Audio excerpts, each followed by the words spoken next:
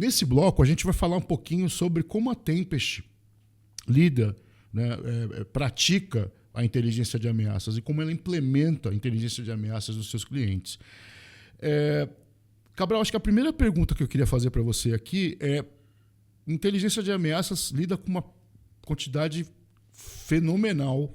Zigalhões de fontes. Exatamente, de fontes. Então, assim, uma curiosidade que eu tenho é como é que isso é tratado, como é que isso é, desde o processo de coleta até o processo de, para quem que eu disparo esse negócio? Isso aqui é interessante para quem? Tá bom. Como é que a Tempest lida com isso? Entendo. Vamos primeiro falar de fontes, né? Legal. Fontes estão surgindo e morrendo a cada dia. Então, e elas são nos mais variados formatos. A gente está falando de grupos de chat em que os fraudadores estão ali trocando ideia. A gente está falando de repositórios de código em que, às vezes, surge dado das empresas, dado sensível das empresas, e a gente tem que monitorar também. Redes sociais, repositórios de API.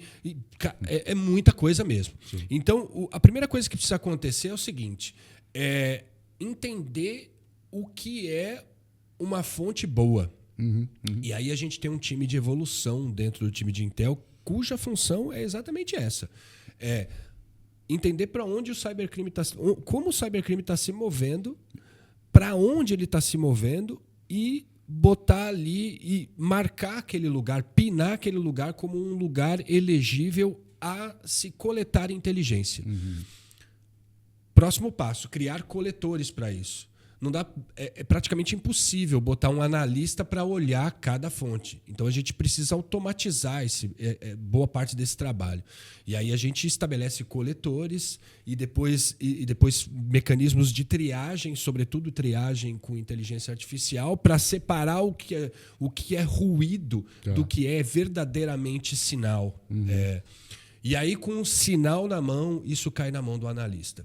A gente não abre mão do analista. O analista é importantíssimo porque o analista conhece muito bem os requisitos do cliente. Lógico que a gente consegue travar requisitos do cliente nas nossas ferramentas de triagem, e a gente faz isso. Mas a visão do analista, a visão conceitual do analista, ela é essencial para saber o que é de interesse do cliente e o que não é. E aí ele cria alertas, ou oportunidades de detecção, porque a gente está falando não só de inteligência para ser consumida por humanos, mas inteligência para ser consumida por máquinas. Então, o que é para humano, se cria lá os alertas para o humano e manda, e ali, e de tempos em tempos, avalia com o cliente para ver se aquilo que a gente mandou é realmente o que ele estava esperando. E o que se vai para a máquina, a gente joga dentro dos nossos feeds, que alimenta uma série de outros mecanismos de detecção lá no ambiente do cliente também.